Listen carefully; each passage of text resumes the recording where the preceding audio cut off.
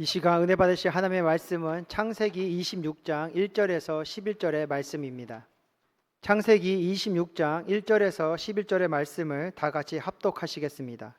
아브라함 때에 첫 흉년이 들었더니 그 땅에 또 흉년이 들음에 이삭이 그랄로 가서 블레셋 왕 아비멜렉에게 이르렀더니 야훼께서 이삭에게 나타나 이르시되 애굽으로 내려가지 말고 내가 내게 지시하는 땅으로 거주하라. 그 땅에 거주하면 내가 너와 함께 있어 내게 복을 주고 내가 이 모든 땅을 너와 내 자손에게 주리라. 내가 내 아버지 아브라함에게 맹세한 것을 이루어 내 자손을 하늘의 별과 같이 번성하게 하며 이 모든 땅을 내 자손에게 주리니 내 자손으로 말미암아 천하 만민이 복을 받으리라. 이는 아브라함이 내 말을 순종하고 내 명령과 내 계명과 내 율례와 내 법도를 지켰음이라 하시니라. 이삭이 그랄에 거주하였더니 그곳 사람들이 그의 아내에게 대하여 물으매 그가 말하기를 그는 내 누이라 하였으니 리브가는 보기에 아리따움으로 그곳 백성이 리브가로 말미암아 자기를 죽일까 하여 그는 내 아내라 하기를 두려워함이었더라. 이삭이 거기 오래 거주하였더니 이삭이 그 아내 리브가를 껴안은 것을 블레셋 왕 아비멜렉이 창으로 내다본지라. 이에 아비멜렉이 이삭을 불러 이르되 그가 분명히 내 아내거늘 어찌 내 누이라 하였느냐. 이삭이 그에게 대답하되 내 생각에 그로 말미암아 내가 죽게 될까 두려워하였음이로라. 아비멜렉이 이르되 내가 어찌 우리에게 이렇게 행하였느냐. 백성 중 하나가 내 아내와 동침할 뻔하였도다.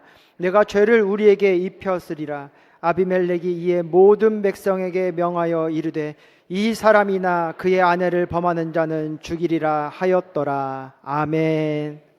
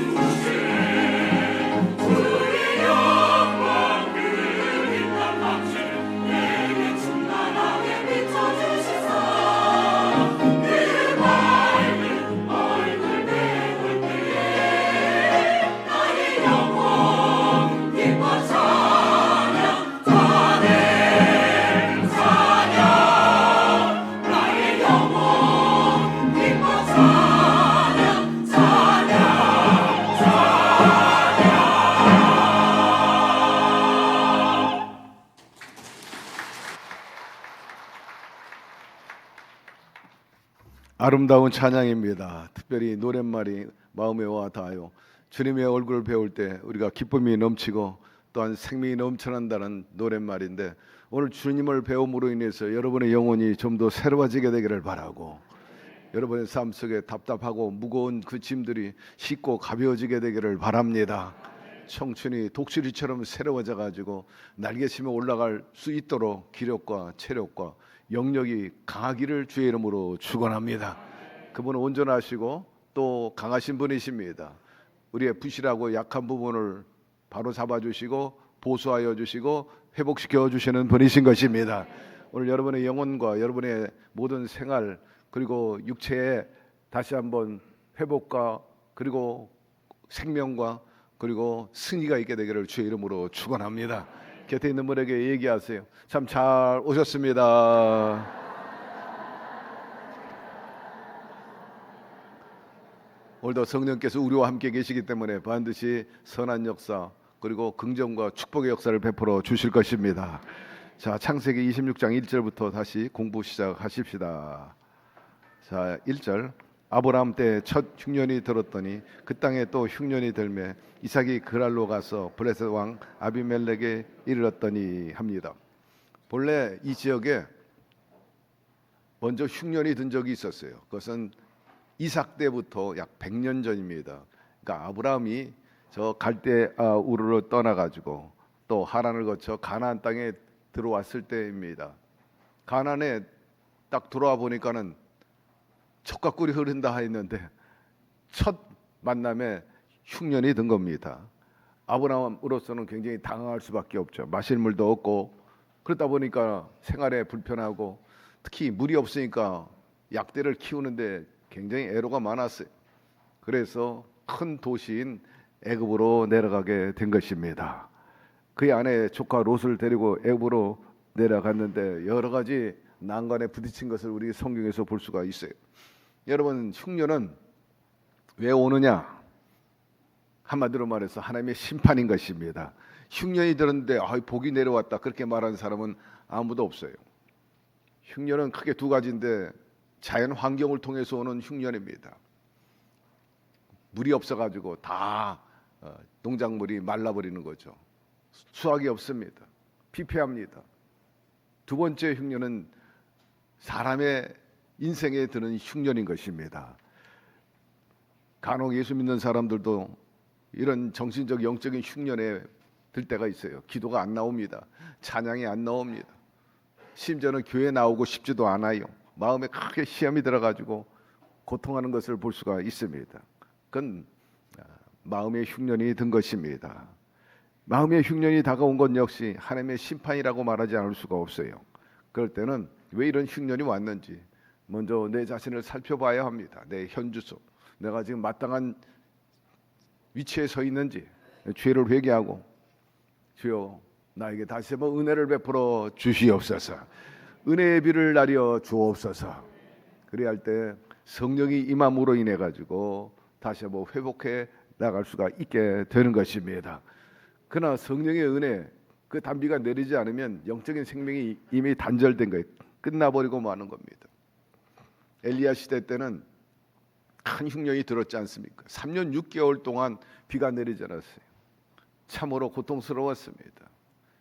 근데 많은 사람이 굶어 죽고 또 삶의 질이 현저히 떨어졌잖아요.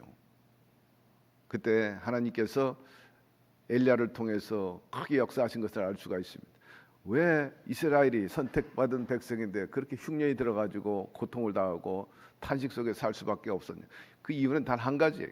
하나님과의 관계가 틀어졌기 때문입니다. 깨어졌기 때문인 것입니다. 하나님께서 엘리야를 통해 가지고 하나님의 그 역사하심 참 신임을 보여주었어요.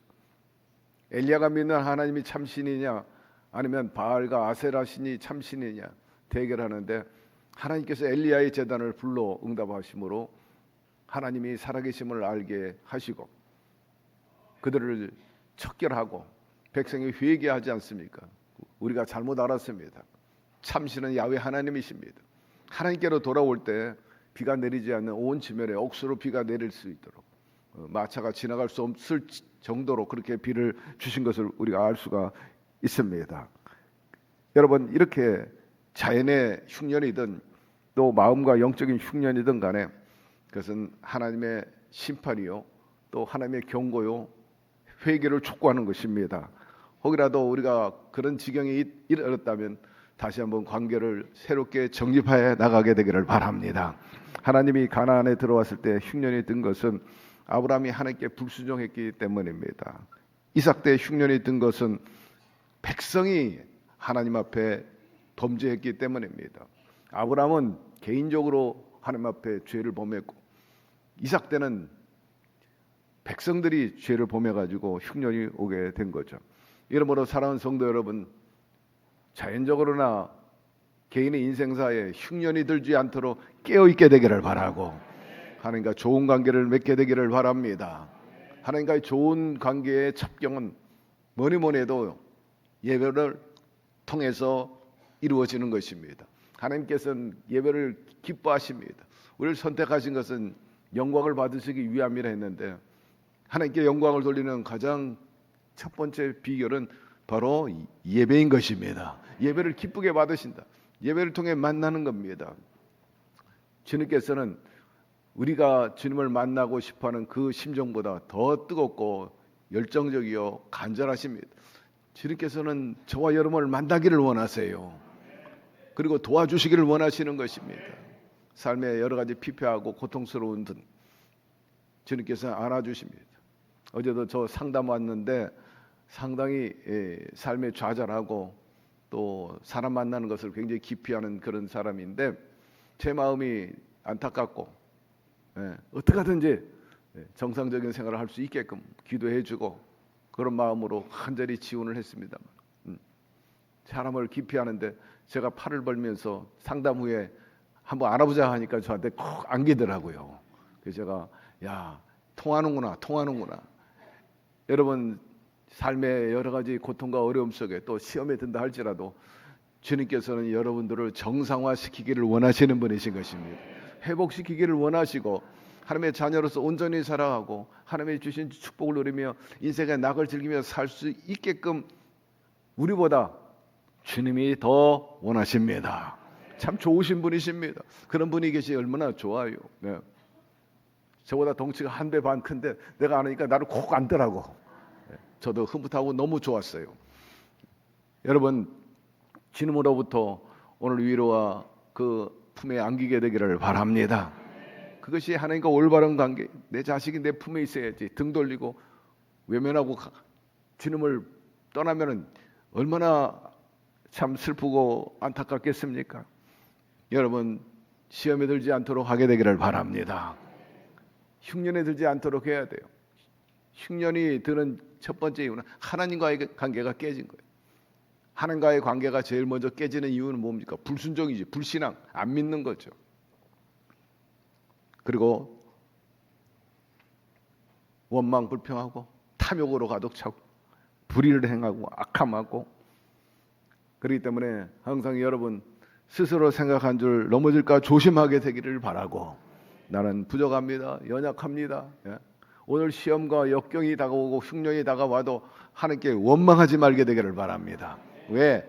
그동안 먹고 살게 해주신 것이 얼마나 큰데 받은 은혜가 헤아릴 수 없는데 한두 가지 어렵고 힘들다고 그것 때문에 원망 불평하고 한다는 것은 그건 잘못된 일인 것입니다. 늘 내 자신을 낮추고 난 아무것도 아닙니다. 그저 주님의 쓰시는 그런 하나님의 그 축복에 혹은 또 뜻을 이루어 나가는 그런 통로일 뿐입니다. 저를 사용하여 주시옵소서. 그런 자세가 필요한 것입니다. 양심불량도 또한 흉년을 가져오게 하고 심지어는 또 하나님을 시험하는 경우도 있어요. 하나님이 어떻게 하시는가 저 보자 아마 이런 식입니다. 여러분 하나님은 우리를 향해서 좋은 뜻을 갖고 계시는 분이신 것입니다. 하나님을 시험하지 마십시오. 하나님 또 시험 당하지도 않으시는 분이시기 때문인 거죠. 이삭의 흉년을 피하기 위해서 가나안 땅에서 그랄로 가가지고 거기에 블레셋 왕 아비멜렉에게 이르렀다 성경은 말씀하고 있습니다. 2절 말씀 넘어갑시다. 야훼께서 이삭에게 나타나 이르시되 애굽으로 내려가지 말고 내가 내게 지시한 땅에 거주하라 말씀합니다. 과거 아브라함이 흉년을 겪었을 때 아내와 조카 철을 데리고 애굽으로 내려갔습니다. 그 행위는 하나님의 명령을 저버린 거예요. 우리가 흉년에 빠지고 시험에 빠진 이유는 뭐냐면 자기가 하나님인 줄 안다는 거예요. 하나님의 주권에 대해서 인정하지 않는 거예요. 하나님 분명히 내려가지 말라 했는데 멋대로 내려간 거예요. 거기에 데미지가 온 것입니다. 하나님을 믿다가 환경이 어려우니까 하나님 우습게 여기는 거예요. 헌시짝처럼 버리는 거죠. 가지 마. 그럼 가지 말아야죠. 하나님의 은혜로 왔다면 순종해야 합니다. 그런데 환경이 어렵다고 해가지고 바로 차버리는 거예요. 그리 잘 될 리가 있나요? 믿음을 버리고 애굽 곧 타락한 세상으로 돌아갔다는 것을 말하는 것입니다. 하나님께서요 그 아들 이삭에게 또 명령했어요. 애굽으로 가지 마. 여러분 주님께서 하지 말라면 하지 말게 되기를 바라고 가지 말라면 가지 말게 되기를 바랍니다. 왜? 거기 가면 문제가 생길 수 있다 했기 때문인 것입니다. 하나님께서는 힘들고 어려울 때 주님 앞에 올바로 서는 사람을 끝까지 책임져 주십니다. 흉년을 피할 수 있도록 피할 길을 주시는 거예요. 그리고 다른 사람의 죄 때문에 의인이 힘들 때가 있습니다. 심판을 당하게 된다 할지라도 하나님께서는 반드시 의인을 지켜주시고 의인을 건져 주십니다. 말씀해 보니 의인은 고난이 많으나 야훼께서 그의 모든 고난에서 건지는도다라고 시편에 말씀하고 있습니다. 간혹 예수 잘 믿다가 시험에 빠져가지고 영혼의 흉년이 들어서 버리는 사람들 적지 않이 있어요. 제가 아는 사람도 몇 분이 있습니다만은 여러분 그것이 최선의 선택이 아님을 우리가 알아야 되고 하나님으로부터 멀어진다는 것은 스스로 버리는 카드가 돼버리고 마는 겁니다. 이런 때일수록 흉년을 이기고 시험을 이기기 위해서 하나님 앞에 나와야 되는 거예요. 회개하고 자복하고 더 가까이 나가서 하나님의 지시를 기다려야 됩니다. 그래야 할 때 하나님께서 말씀과 더불어 음성, 마음의 소원도 새롭게 해주시고 확신과 깨달음을 통해서 환경에 긍정적인 역사를 베풀어 주시고 오히려 흉년이 변해서 풍년을 이룰 수 있는 그런 은혜를 베풀어 주시는데 우리 모두가 그런 삶을 살게 되기를 바랍니다. 자, 3절 4절 이 땅에 거류하면 내가 너와 함께 있어 내게 복을 주고 내가 이 모든 땅을 너와 내 자손에게 주리라.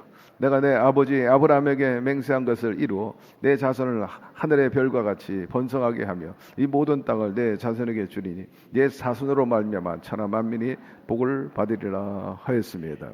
여러분 아무리 흉년이 다가온다 할지라도 하나님이 지키면 결코 해를 받지 않게 될 것입니다. 잠시 어렵다 할지라도 하나님은 선하시고 우리를 향해 좋은 뜻을 갖고 계시고 약속을 이루시는 분이시기 때문에 하나님께서 반드시 건져 주실 것이라. 이 또한 지나가게 할 것이고 옛말하며 살고 비온 뒤에 땅이 굳어진다 하는 그런 믿음과 긍정과 희망을 가지고 기다리기를 바랍니다. 기다려야 되는 거예요. 너무 조급하면 안 돼. 하나님의 섭리와 하나님의 축복은 결코 늦는 법이 없어. 사람이 너무 조급할 뿐이지. 따라서 하나님께 내어 맡기고 비록 흉년이 다가오고 어렵다 할지라도 끝까지 세상으로 나가지 말고 시험에 스스로 빠지지 말고 하나님의 지시를 따라서 순종하며 살게 되기를 바랍니다. 시험이 오고 흉년이 왔다고 세상으로 나가면 그건 하나님으로부터 버림받는 겁니다. 그러나 하나님은 복의 근원이시기 때문에 사랑하는 자 그 뜻대로 이분 택하심을 받은 백성에게 모든 것이 합력해 선을 이루신다는 그 말씀의 확신을 가지고 인내하고 기다리면 비교할 수 없는 하나님의 예비된 그 축복과 은혜를 허락하여 주십니다. 아브라함이 시험에 빠질 때 특별히 이삭을 드리려 할 때 보통 난관이 아니죠. 절체절명 정말 고통스러운 그런 요구였지만은 믿음으로 그걸 나갈 때 하나님께서 그 믿음의 돌파를 기억하시고 믿음의 조상이 되고 그와 더불어서 자식과 더불어 복의 근원이 된 것을 우리가 알 수가 있는 것입니다. 우리가 하나님의 지시를 거역하고 하나님의 뜻대로 살지 않는데 어떻게 하나님께서 우리와 함께 하시겠어요? 여러분의 뜻에 거스르면 누가 함께 하겠습니까? 여러분 스스로도 아마 뒤로 물러나갈 거예요. 관계를 그렇게 깊게 갖지 않을 것입니다. 무엇보다도 하나님이 지시하고 명령할 때 도대체 내 이성과 내 경험과 내 판단으로는 받아들일 수 없는 것까지라도 하나님의 뜻이라면 절대 순종하게 되기를 바랍니다. 왜? 하나님은 우리들보다 더 지혜롭고 분별력이 있고 위대하시기 때문인 것입니다. 오늘 하는 일이 이해가 안 돼. 왜? 그럼에도 불구하고 그분이 우리에게 생명을 주시고 능력을 주시고 우리의 삶 전반을 주관하시기 때문에 내어 맡기며 나아가면 우리가 일하는 것보다 하나님이 일하시기 때문에 결과가 훨씬 좋게 되는 겁니다. 하나님께서는 이삭에게 당연히 지시한 땅에 있으면 함께 하시고 복을 주시고 그 땅을 이스카 그 자손에게 다 주시고 말씀 그대로 약속한 것을 반드시 이루실 것이라 했는데 하나님께서 아브라함에게 맹세했습니다. 어떤 맹세? 너와 내 자손을 통해서 바다의 모래알과 같이 밤하늘의 별처럼 그렇게 무수하게 번성하고 창대해지리라. 하나님께서 그 약속을 지키시는 분이셨어요. 그래서 아브라함의 그 약속을 이삭에게 그대로 이뤄 나가신 것을 우리가 알 수가 있습니다. 특별히 온 만민이 복을 받으리라 이런 이제 말씀을 언급하셨는데 온 만민이 복을 받으리라 하는 것은 우리가 너무나 잘 알다시피 이삭의 혈통을 통해서 예수 그리스도가 탄생하고 그로 인해서 만민이 구원받고 하나님의 나라가 이루어진다는 그 예언의 말씀인데 이삭을 통해서 바로 그대로 성취된 것입니다. 5절 6절 이는 아브라함이 내 말을 순종하고 내 명령과 내 계명과 내 율례와 내 법도를 지켰음이라 하시니라 말씀하고 있어요. 하나님께서 아브라함이 복을 받은 것은 비록 그가 시험에 들고 또 흉년을 맞았다 할지라도 크게 회개하고 돌아와서 절대 하나님 중심으로 살았습니다. 그렇기 때문에 하나님께서 그것을 긍정으로 여겼어요. 옳게 여기시고 복을 내려 주셨는데 역시 결정적인 사건은 독자 이삭을 하나님께 제물로 드렸던 거죠. 여러분 하나님과 올바른 관계를 맺는 데 있어서 당신의 그 믿음, 여러분들의 그 믿음을 표현하는 것이 굉장히 중요합니다. 앞에도 언급을 했지만은 예배를 통해서, 제물을 통해서, 봉사를 통해서, 충성을 통해서 이런 것을 통해서 하나님을 기쁘게 할 수 있는 거죠. 여러분도 하나님을 기쁘게 해드리는 이런 요소들을 통해 가지고 인정받아 가지고 아브라함의 축복의 반열에 들어서게 되기를 바랍니다. 여러분 믿음으로 구원받고 행함으로 복을 받는다 했는데 결국 아브라함은 행함을 통해서 복을 받은 셈이죠. 우리는 예수님을 믿음으로 구원받아 하나님 나라에 가지만은 복을 받으려면은 말씀에 순종하고 그 계명을 잘 따르고 행해야 되는 것입니다. 아브라함은 하나님 말씀에 불순종해서 많은 고난을 겪었지만 아들 이삭을 드림으로 인해서 끝까지 순종하는 사람이 되었던 거죠. 그래서 하나님께서 아브라함에게 복 주고 창대케 하고 가나안을 그와 그 자손들에게 주시겠다 약속했는데 당신의 이름으로 야의 이름을 걸고 약속하시고 그것을 이루시는 분이신 것입니다. 우리가 여기서 중요한 것은 말씀에 순종하는 거예요. 우리 사무엘상 15장 함께 읽어봅시다. 사무엘이 이르되 야훼께서 번제와 다른 제사를 그의 목소리를 청종하게 한 것을 좋아하신 같이 좋아하시겠나이까. 순종이 제사보다 나고 듣는 것이 순양의 기름보다 나으니 이는 거역하는 것은 점치는 죄와 같고 왕 것은 사신 우상에 절한 죄와 같음이라 합니다. 흔히 윗사람에게 뇌물을 갖다 준다 간주할 때 앞에서는 여러분 하면서 뒤에서는 불순종하면은 그건 결코 옳은 것이 아니죠. 오늘 주님께서 하신 말씀이 바로 그것입니다. 순종이 제사보다 낫다는 것입니다. 여러분 하나님께서 원하시는 것은 어떤 외적인 어떤 외식이나 제의, 형식을 원하시는 것이 아니라 진심 어린 순종인 것입니다. 단순히 종교적인 의식을 주님이 원하신 게 아니에요. 늘 강조하지만 진정과 신령으로 예배드릴지니라.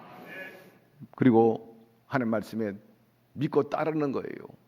우리가 예배를 잘 드리고 또 제의를 드린다 할지라도 강단에서 나오는 말씀을 듣고도 마음에 두지 않는다든지 또 따르지 않는다면 그건 잘못된 제사죠. 그야말로 의미 없는 예배가 돼버리고 말 것입니다. 그러므로 항상 주님의 말씀에 순종하고 또 진정과 신령으로 그분을 대하게 되기를 바랍니다. 거역과 완고함은 심각한 죄가 됩니다. 거역은 마치 마술이나 점치는 행위와 같다 말씀하고 있죠. 완고함이란 우상 숭배와 같습니다. 이는 하나님의 권위를 부정하고 자기 뜻대로 하려는 태도, 이에 대한 경고를 하신 것입니다. 불순종은 하나님 주권을 거부하는 행위인 것입니다. 그렇기 때문에 방금 읽은 사무엘상 말씀 그대로 사울이 하나님의 말씀을 무시했기 때문에 하나님도 사울을 왕으로 인정하지 않게 된 겁니다. 여러분 하나님을 인정하게 되기를 바랍니다. 무엇에들 의지하게 되기를 바랍니다. 그러면 그분도 저와 여러분을 왕같은 제사장 거룩한 나라 주님의 소유된 백성으로 인정하실 것입니다. 하나님의 말씀을 가볍게 여기는 자는 하나님의 뜻을 받아들이지 않기 때문에 멀어질 수밖에 없어요. 여러분 과연 나는 어떤가 한번 헤아려 보게 되기를 바랍니다. 하나님 말씀이 나는 온전히 순종하고 있는지, 하나님 말씀에 토를 달거나 초를 치는 건 아닌지, 내 생각과 내 방식대로 신앙생활하고 있지 않는지. 오늘 김영기 장로님 기도할 때 의미 있게 다가온 소절이 있는데, 구절이 있는데, 내가 하나님 제껴놓고 내 생각과 내 방법대로 사는 걸 용서하여 주시옵소서. 하나님 믿는다고 하면서도 하나님의 생각과 뜻은 저버리고 내 생각, 내 판단과 내 경험, 노하우를 앞세우는 거예요. 하나님을 판단하는 겁니다. 잘못된 겁니다. 하나님께 드리는 예배와 기도, 봉사도 중요하지만 여러분 하나님 말씀에 순종하는 것입니다. 여러분 기분에, 여러분의 감정에 그저 봉사하는 것으로 그치면 안 돼요. 거기에 진정성이 있어야 됩니다. 많고 적고를 떠나서 정말 내가 주님을 사랑합니다. 제가 다 하지 못한 것이 그저 늘 아쉬운 뿐이요. 주여 나에게 더 주님을 사랑하는 마음을 허락하여 주시옵소서. 다윗은 하나님 마음에 합했다 그랬어요. 우리 모두가 다 하나님 마음에 흡족한 사람이 되기를 바랍니다. 그러하기 위해서는 항상 신앙의 기초는 하나님 말씀에 두어야 된다. 그것 곧 순종인 것입니다. 하나님 가장 기뻐하는 것, 예배는 굉장히 중요하잖아요. 하나님 가장 기뻐하는 거예요. 그러나 그 예배가 하나님 보기에 합당하지 않는 예배라면 결코 기뻐할 수 없다는 거예요. 사울 왕의 그 행위를 봐서라도. 난 제사를 지내는 것, 예배드리는 것, 그것보다 원하는 것, 네가 순종하는 거야. 순종하는 거. 제사보다 순종이 좋다. 늘 하나님 말씀에 순종하며 사는 저와 여러분 되기를 바랍니다. 그것이 하나님을 기쁘게 하고 감동케 함으로 우리의 삶에 하나님의 도우심 그리고 흉년을 벗어날 수 있는 길이 됩니다. 자, 6절로 넘어갑시다. 7절. 이삭이 그날에 거주하였더니 그곳 사람들이 그의 아내에 대하여 물으매 그가 말하기를 그는 내 누이라 하였으니 리브가는 보기에 아리따움으로 그곳 백성이 리브가로 말미암아 자기를 죽일까 하여 그런데 아내라 하기를 두려워함이었더라 말씀하고 있어요. 아브라함도 이와 비슷한 일을 당하지 않습니까? 애굽으로 내려갔는데 사라가 너무 아름다워요. 그래서 애굽 사람들이 물어볼 때 나의 누이라 그렇게 거짓말한 것을 알 수가 있습니다. 그런데 그 아들 이삭도 그날에 가가지고 똑같이 했어요. 그 사람들이 그의 아내에 대하여 물으매 그가 말하기를 그는 내 누이라 하였으니 리브가는 보기에 아리따움으로 그곳 백성이 리브가를 말미암아 자기를 죽일까 하여서 그렇게 거짓말했다 그렇게 말하고 있어요. 이것은 바른 태도가 아닙니다. 이삭이 정작 하나님을 제대로 믿는다면 그들에 대한 두려움보다는 하나님을 믿는 믿음이 더 강했어야 하는 것입니다. 불 가운데 물 가운데 지날지라도 해를 받지 않게 하리라. 그 하나님을 믿었어야 되는데 좁은 생각을 가지고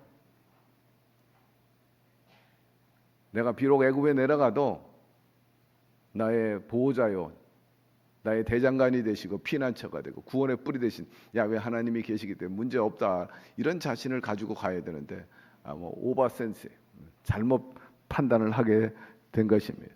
한마디로 말해서 신앙은 날아가 버리고 인간적인 생각으로 인해서 부정적이고 불신앙적인 행동을 취한 겁니다. 8절로 넘어갑시다. 이삭이 거기 오래 거주하였더니 이삭이 그 안에 리브가를 껴안는 것을 블레셋 왕 아브살렉이 창으로 본지라 하였습니다. 사람들에 의해서 리브가가 이 아비멜렉 왕에게 이제 시집을 가게 됐는데 아마 그때까지는 동심하지 않은 것으로 보여지고 있어요. 산책을 하고 있는데 가만히 보니까는 아비멜렉 왕이 희한한 장면을 본 겁니다. 이삭이 자기 누이 동생인 이 리브가를 껴안고 있는 거예요. 스킨십을 하고 있는 겁니다. 대신 깜짝 놀랐어요. 아니 자기 누이 동생이라는데 저 뭐 하는 일인가? 그래가지고 조사를 하게 된 것을 알 수가 있습니다. 우리 옛말에 먼 눈이 두렵다는 말이 있어요. 바로 이런 경우를 말하는 것입니다. 아비멜렉은 리브가가 이삭의 누이가 아니라 아내라는 사실을 결국 알게 된 겁니다. 9절로 넘어갑시다. 이에 아비멜렉이 이삭을 불러 이르되 그가 분명히 내 아내거를 어찌 내 누이라 하였느냐. 이삭이 그에게 대답하되 내 생각에 그런 말미암아 내가 죽게 될까 두려워하음이라. 예수 믿는 사람도 잘못하면요, 예수 믿지 않는 사람들에게 질책을 당할 수 있어요. 만일 이삭이 하나님을 믿는 사람으로 담대하게 정직한 태도를 취했다면 하나님의 보호를 받게 되었고 굳이 자기 아내를 누이라고 말하지 않아도 되었을 것입니다. 그러나 거짓말함으로 인해 가지고 불신자인 블레셋 왕에게 큰 질책을 당하게 되는 거예요. 책망을 당하게. 도대체 너 하나님 믿는 사람 맞냐? 왜 이렇게 거짓말하냐? 여러분, 마음의 불신함과 두려움은 부정적인 세력이요 악한 원수 마귀의 괴계인 것입니다. 그래서 주님께서 두려워 말라 내가 너와 함께함이라 말씀하고 거듭거듭 성경에 보니까는 365일 두렵지 말라고 그 많은 말씀을 해줘요. 두려워 말라 내가 너와 함께함이라. 마음의 확신은 긍정적인 사고를 가져오지만 확신이 없기 때문에 두려움이 오는 거예요. 절대 믿음과 긍정과 희망과 감사로 살아가게 되기를 바랍니다. 하나님께로서 나신 자가 우리를 지키심에 악한 자가 만지지 못한다. 여러분, 성령께서 우리와 함께 계십니다. 그러므로 두려움과 싸워 이겨나가기를 바랍니다. 너희 가운데 평안이 있을지어다.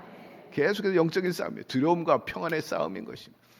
오늘 예배당에 나온 여러분, 주님이 우리에게 그렇게 주시고자 원하는 평안으로 충만하게 되기를 바랍니다. 염려 걱정을 주님께 다 내어 맡기게 되기를 바랍니다. 우리 삶 속에 정말 쉽고 가볍고 형통하고 편안하고 행복하고 즐겁게 살기를 원하시는 분이시지만은 한마디로 생명을 풍성히 얻게 하시는 분. 그러나 사탄은 도적질하고 죽어 멸망시키는 거예요. 그래서 두려움을 자꾸 주는 거예요. 두려움을 자꾸 주는 거예요. 그러니까 자꾸 세상으로 나가게 되는 거죠. 이러므로 우리는 두려운 마음이 들 때 즉시 예수의 이름으로 두려움을 물리쳐야 합니다. 하나님께서 주시는 믿음과 사랑과 근신하는 마음으로 무장할 때 아무리 우는 사자와 같이 우리를 삼키려고 미혹하거나 강하게 온다 할지라도 넉넉히 이길 수 있는데 우리 모두가 그렇게 되기를 바랍니다. 10절 11절 아브라함이 이르되 내가 어찌 우리에게 이렇게 행하였느냐. 백성 중 하나가 내 아내와 동침할 뻔하여도다. 내가 죄를 우리에게 입혔으리라. 아비멜렉이 이에 모든 백성에게 명하여 이르되 이 사람이나 그의 아내를 범하는 자는 죽이리라 하였더라 합니다. 참 오히려 이 아비멜렉이 믿음 있던 이삭보다 훨씬 도덕관이 뛰어났어요. 왜 너 거짓말했어? 너 때문에 너만 망하는 게 아니라 우리 모두가 망할 뻔했다는 거예요. 우리가 큰 하나님으로부터 벌을 받을 뻔했어. 응? 네가 어떻게 네 하나님 믿는다는 사람이 어떻게 우리 평안하게 사는 우리한테 재앙을 불벼락을 맞도록 네가 그렇게 단초가 되는 일을 했느냐. 만약에 나나 우리 백성 중 하나가 너의 아내를 범했다면 그 죄가를 어떻게 감당할 수 있겠느냐. 여러분, 아비멜렉은 비록 하나님을 믿지 않았지만은 더 이삭보다 뚜렷한 도덕관과 윤리관을 가지고 있었다는 거예요. 여러분, 우리 모두가 이런 것에 있어 마음을 새롭게 하고 도전을 받아야 할 것입니다. 최근에 유럽에서 자기 아내를 창녀로 내세워가지고 돈벌이한 남편이 있는데 중한 처벌을 받았어요. 뉴스에 보셨는지 몰라요. 어제 뉴스에 보니까 기가 막힌 일입니다. 프랑스의 한 남편이 아내를 약물로 실신시켜가지고 그것도 여러 남자하고 관계를 맺게 한 겁니다. 재판에서 중형을 받게 됐는데 이 사람은 나이도 많아. 근데 오랜 동안 그랬어요. 단기간에 있었던 일이 아니라 나이는 71세 프랑스 남성이고 도미니크 펠리코 아내는 지첼 펠리코 약 9년간 이런 짓을 했어요. 프랑스 남부 지역인 마장이라는 그 가정점에서 일어났는데 이 도미니크는 아내에게 약물을 주입을 해가지고 아내 실신시킨 다음에 웹사이트로 해서 남자를 모집한 거예요. 그리고 아내를 성의 대상으로 제시했고 수십 명이 못된 짓을 하도록 그렇게 했어요. 결국 재판을 받았는데 이 남편과 더불어 공범자들이 적게는 3년, 많게는 15년 형을 받았어요. 이 사건으로 인해서 프랑스가 막 발칵 뒤집어지고 다시 한번 성폭력과 매매 그 제도에 대해서 개선하고 더 강하게 해야 된다는 그런 논의가 활발히 일어나고 있다는 뉴스가 어제 들어왔어요. 그런데 놀라운 것은 피해자 이 지첼 펠리고 그 사실을 알고 재판을 하는 과정 속에서 뭐 여러 가지 상황을 설명을 했겠죠. 근데 익명으로 보통 하는데 이 사람은 싫다는 거예요. 난 실명으로 하겠다는 거예요. 내 이름을 공개해도 좋다. 그리고 사건의 진상 규명과 법적인 책임에 대해서 강조를 했는데 자기 이름을 감추지 않아요. 자기 명예에 대해서 나는 사회 정의를 위해서 공의를 위해서 내가 망가지는 건 아무것도 아니다. 이건 반드시 바로 잡아야 된다. 그래가지고 법정에서 박수를 다 받고 어제 또 보니까는 국가로부터 훈장까지 받았어. 용감하고 의로운 분이라. 세상에 참 이런 일이 참 안타깝고 슬픈 일입니다. 자, 오늘 말씀 정리하고자 합니다. 이삭이 리브가를 여동생으로 했다 하는 것은 앞에도 언급을 했지만 두려움으로 인한 이삭이 이제 그렇게 말을 했지만은 타인에게도 큰 해를 가할 수 있는 그런 언행이었다 하는 것을 우리가 생각하고, 여러분 어떤 두려움과 공고 때문에 근거도 없는 거짓말하지 말게 되기를 바랍니다. 아비멜렉은 이방인이었지만 도덕적인 책임감이 굉장히 강했고 이에 대해서 신속하게 대응했어요. 거기다 막 즉각적인 반응을 보인 거예요. 지켜보거나 또 딴 궁리를 한 게 아니라 즉각적으로 이건 옳지 않다. 이것은 신앙이 없는 사람들이 때로는 믿는 사람들보다 더 공의롭고 양심적이고 또 정직하고 또 책임 있는 바른 행동을 한다는 것을 잊지 말고 우리가 도전을 받고 또 반성해야 될 것입니다. 결론적으로 그럼에도 불구하고 하나님은 이삭과 리브가를 보호하셨다는 거예요. 큰일 날 뻔했는데 하나님의 계획에 있어서 굉장한 흠이 될 뻔했는데 하나님께서 그들을 지켜주셨어요. 인간의 실수가 있다 할지라도 하나님은 은혜를 베풀어 주시는 분이신 것입니다. 끝까지 우리를 돌보실 거예요. 그러므로 여러분 실수하지 않고 여러분의 언행 심사에 있어서 늘 하나님 앞에 바른 관계 맺고 또 덕있게 사는 우리 모두가 되기를 주의 이름으로 축원합니다. 하나님 오늘 말씀을 통해서 다시 한번 도전과 깨달음을 주시니 감사드립니다. 하나님과의 바른 관계 그리고 제의나 예배보다 소위 진정성입니다. 순종을 요구하고 있으니 말씀에 절대 순종하는 저희들 되어서 하나님을 기쁘게 하고 그로 인해서 아브라함의 복을 받을 수 있게 하여 주옵시고, 비록 이삭이 실수하고 아브라함이 실수했음에도 불구하고 택함받은 백성들 다시 한번 회개의 기회를 주시고 재생의 길을 허락하신 그 자비와 긍휼의 하나님을 찬양하고 높여드립니다. 우리가 혹이라도 그릇되고 잘못된 거 있다면 늘 용서하시고 우리도 이 아비멜렉 못지않게 참으로 옳고 바르게 하나님이나 사람 앞에 살아가지고 하나님을 기쁘게 사람을 기쁘게 또 사회를 밝게 하고 교회의 사명을 감당할 수 있는 저희들이 되게 하여 주시옵소서. 예수님의 이름으로 기도드리옵나이다. 아멘. 우리 자 일어나셔서 찬양하십시다.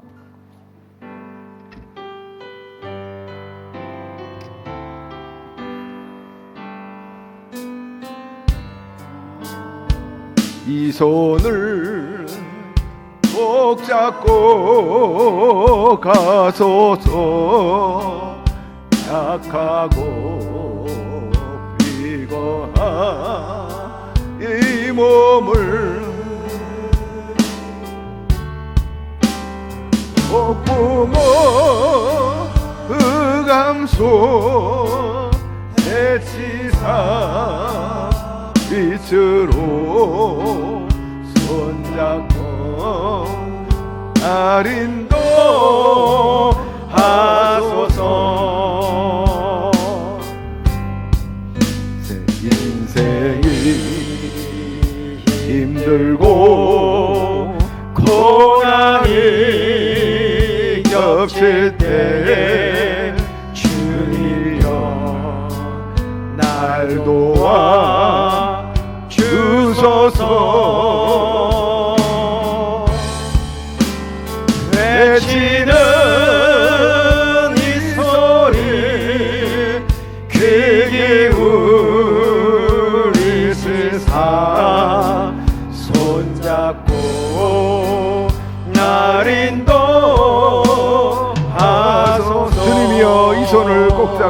하소서.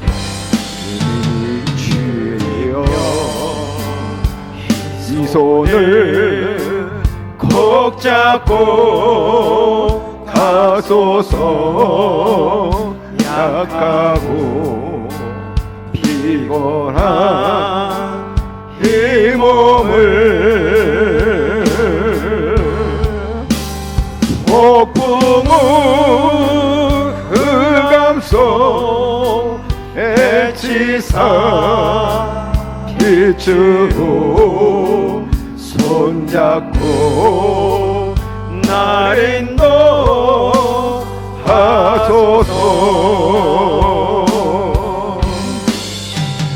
인생이 힘들고 고난이 겹칠 때 주님이여 날 도와 주소서.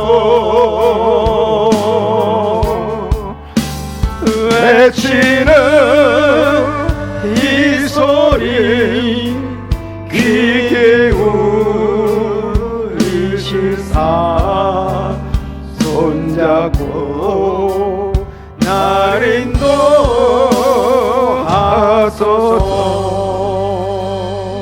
어렸을 때부터 하나님을 잘 섬기는 것이 인생의 가장 축복된 일이요. 젊은 시절에 하나님을 섬긴다는 것은 정말 칭찬받고 인생이 복된 일이기 때문이죠. 위에서 기도 많이 해주시기 바라고 또 교사 여러분들 위해서도 기도해 주시기 바랍니다. 자, 드린 예물 하나님께 올립니다. 야훼 하나님 아버지, 오늘도 주님을 사랑하는 백성들이 사모하는 마음으로 또 기쁜 마음으로 나와서 예배드리고 몸과 마음과 물질과 예능을 드린 것을 기쁘게 생각하고 또 하나님께서 즐거움으로 받으신 줄로 믿습니다. 하나님께서 우리의 중심과 우리의 방향을 기억하여 주시옵시고 늘 약속한 대로 영혼이 잘되고 범사가 잘되고 강건하게 하여 주옵시고 믿음으로 구원받고 행함으로 복을 받는다 하였는데 심은 대로 30배 60배 100배로 거둘 수 있도록 은혜를 더하여 주시옵소서.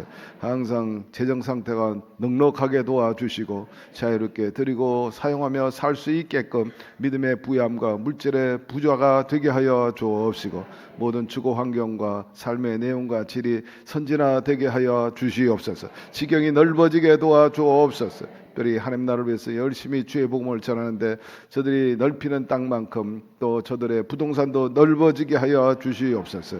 이 물질을 통해 더 많은 영혼들을 건지고 하나님 나라는 여전히 왕성케 할 수 있도록 주여 이끌어 주시고 밀어 주시옵소서. 감사드리고 예수님의 이름으로 축복하고 기도드리옵나이다. 아멘.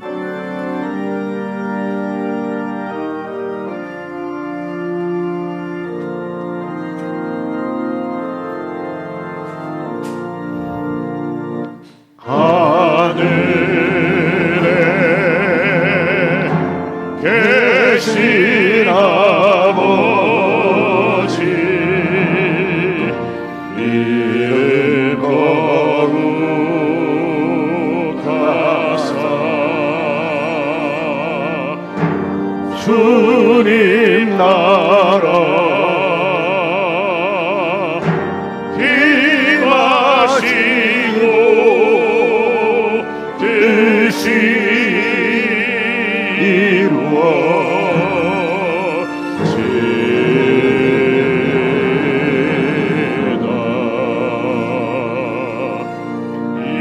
일용할 양식 주시고 우리들의 큰 죄 다 용서하옵시고 또 시험에 들게 마시고 악에서 구원하소서. 내게 주의 나라 주의 권세 주의 영광 영원히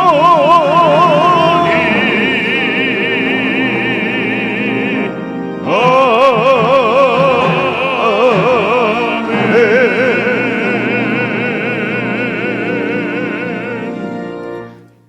주 예수 그리스도의 무한하신 은혜와 하나님 아버지의 극진하신 사랑하심과 보혜사 성령님 그와 같이 내버려 두지 아니하시고 눈동자와 같이 지켜보아야 주시고 늘 감화 감동케 하여 주시고 좋은 것으로 충만히 채워주심에 역사하심이 무릇 지킬 만한 것보다 내 마음을 지키라 생명의 근원이 이에서 남으라 하였으므로 늘 하나님과 잘 통하고 하나됨으로 인해서 인생의 흉년이 아니고 늘 풍년을 이루며 생명을 얻되 풍성히 얻으며 아브라함 또 이삭처럼 살아가기를 원하는 오늘 예배 참석한 모든 우리 성도 개인 가정 사업 자녀 생활 전체 위에 지금부터 영원토록 함께 계시기를 간절히 축원하옵나이다. 아멘.